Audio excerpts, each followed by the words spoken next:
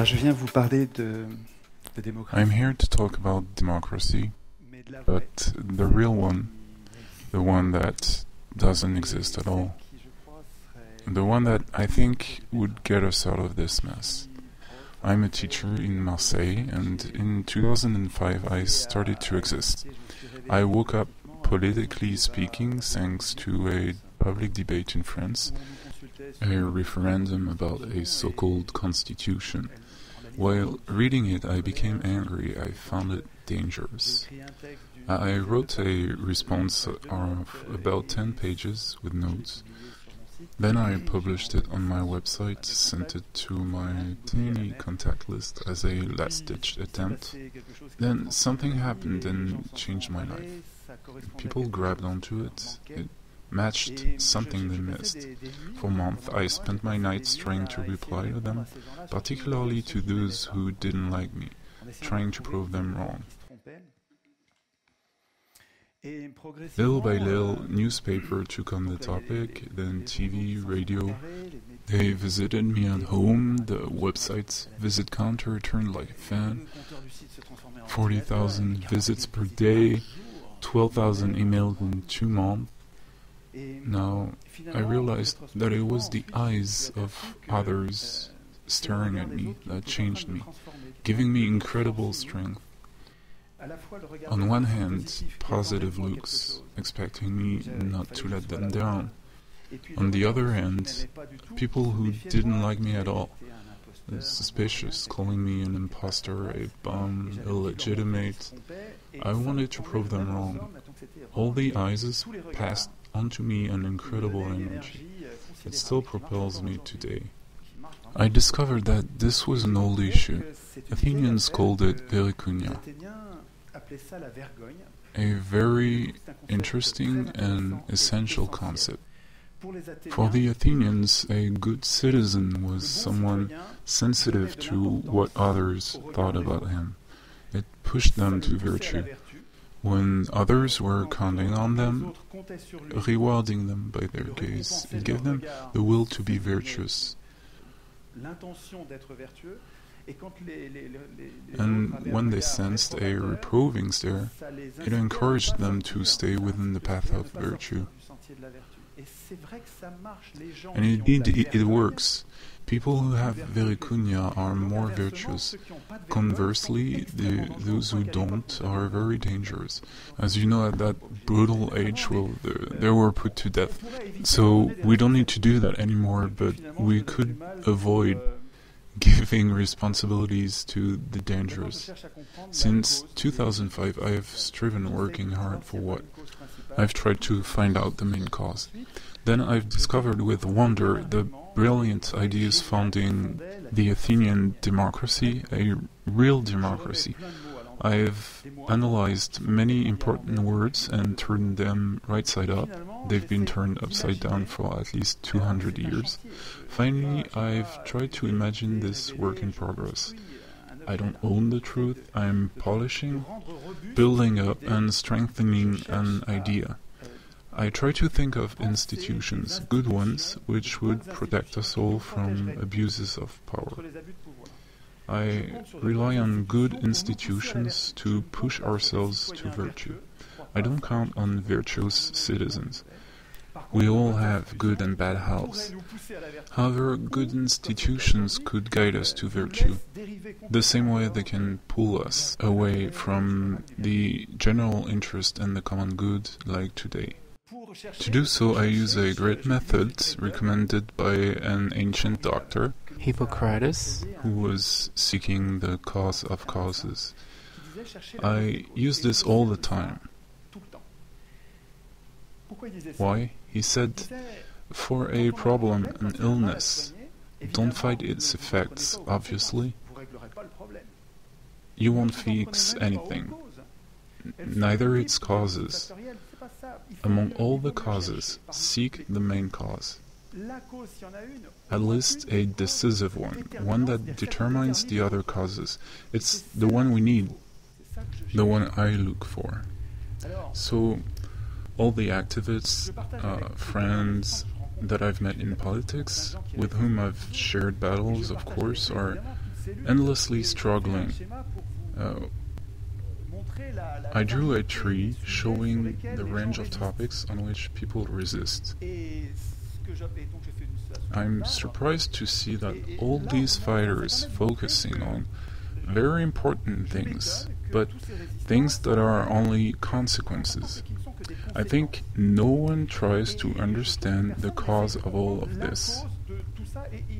I could be wrong, I think I found a common cause to all that impotence and injustice. Where does social injustice start? I think it's the lack of control over political power that produces the impotence in the people. Social injustices are there because normal people don't have the power to resist. All the strikers I know, these activists, spend their entire lives struggling. They don't change a thing. How come? Because their political impotence keeps them from taking action. Where does the impotence come from? My analysis is that it's from the Constitution. The text that makes elected officials not liable to annulment nor accountable. We can't choose our candidates, no referendum based on popular initiative. We can decide anything on our own initiative. We let the currency become privatized because the Constitution doesn't require it to be public, etc. No time for a detailed list, but in the Constitution, all our impotences are planned out. It didn't happen by magic, it's written. Keep considering the roots. Why do all constitutions anticipate people's impotence? Worldwide. It isn't a conspiracy, it can't be. Not every time, not in every country, it's not that. A universal process must have a universal cause. I think that's what makes bad constitutions. By prefiguring our powerlessness instead of our power, not guaranteeing against abuse of power, it prophesizes our impotence. I think it's because those who write the constitutions, the authors, have a self-interest in not drawing up a good constitution, not mentioning people's power. They are judge and defendant, they are professional politicians. This gets closer to the cause of causes. It's not their fault, they aren't crooked, it's us who let them write to measure the importance of this mistake. Let's remember what a constitution stands for. People, us, for about 2,500 years, have needed to put representatives above us in order to produce and enforce the law that protects us from the arbitrary rule of the powerful. So these people are very useful, of course. They establish the laws that bring peace to society, but they are also very dangerous. If they start to abuse their power, serving the interests of a selected few, instead of the common interest, if they abuse power by going mad, power drives them mad systematically. Yes, we have known that for 2,500 years, power drives people mad. All powers tend towards abuse, always, said Montesquieu. Like laws of physics, implacable. And there's a brilliant idea to protect us from it, the Constitution. So what is it? It's a text standing above powers, not to organize powers, no need for that at all. Any citizen should know that its purpose is to weaken the powers, to worry the powers, in order to protect us against abuse of power. Wait, if representatives must fear the Constitution,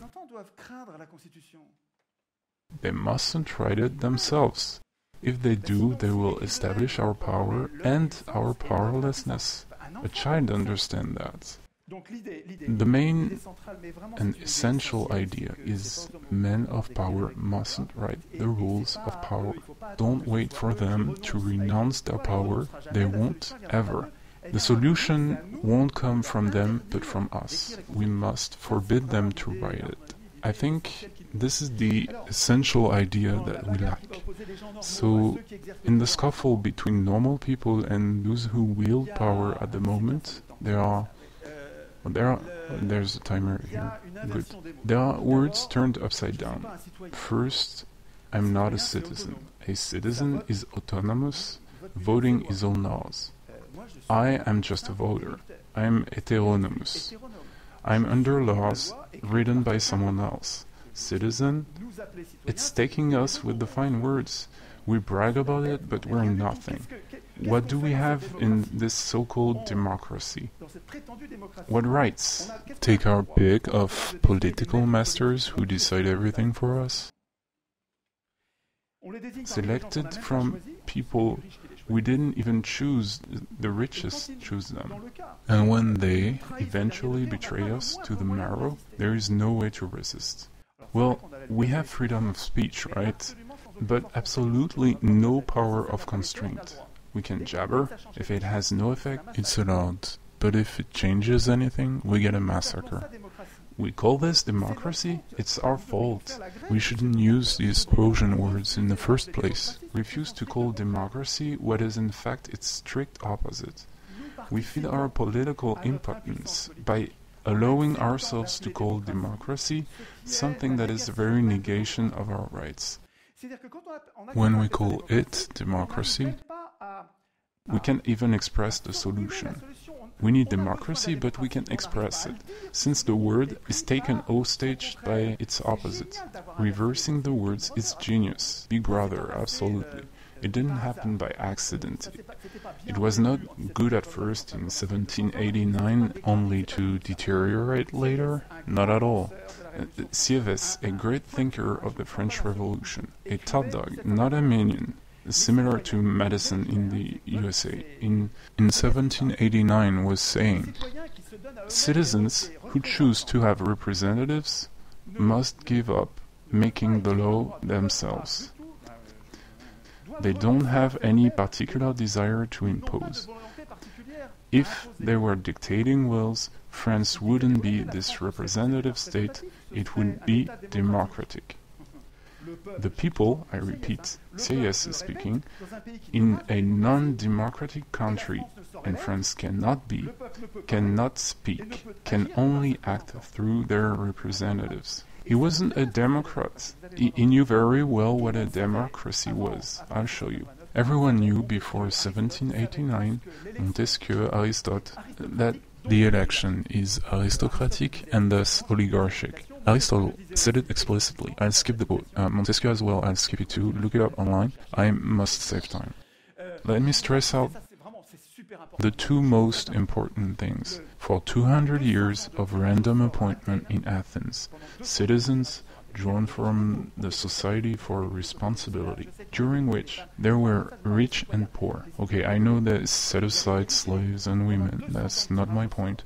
I'm talking about the citizens of that time. For 200 years of random appointment, the poor governed, always, always. Then another historical example, no opinions, facts. 200 years of random appointment, the poor governed. There were rich people, but they didn't govern. And then our supposedly representative government regime, not a democracy, for 200 years it's always the rich who have governed, always. Since random appointment gives power to the poor, the 99%, since the election empowers 1%, the ultra-rich, how long will the poor, the 99%, defend the election as if it were a sacred cow? It's untenable.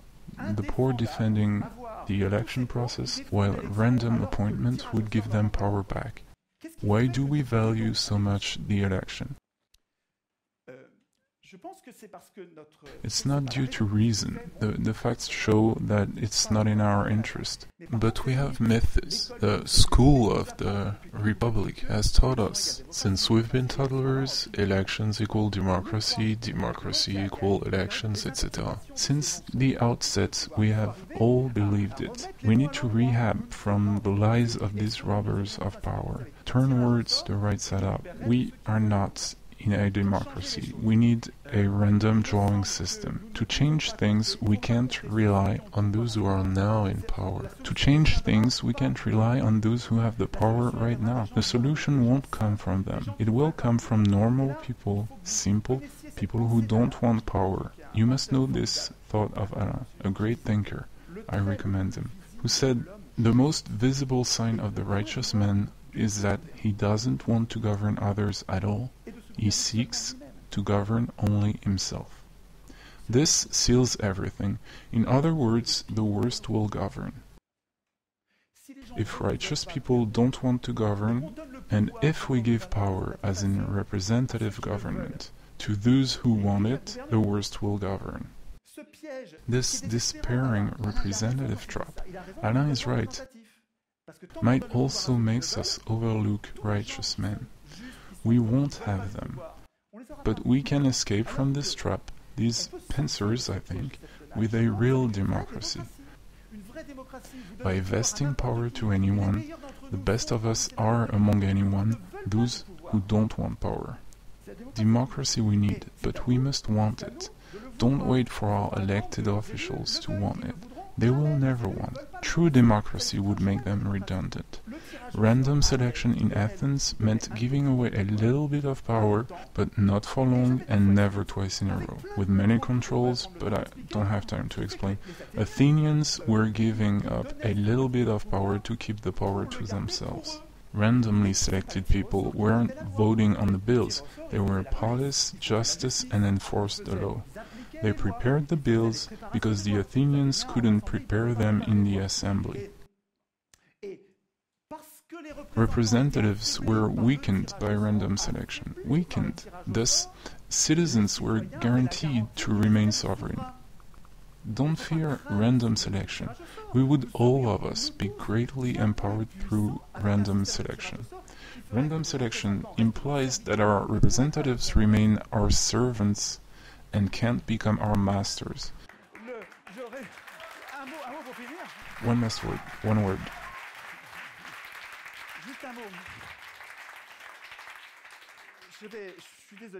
Visit lemessage.org, which was created by one of you. I think we should, like viruses, as grassroots movements. Don't expect anything from the media or the powerful.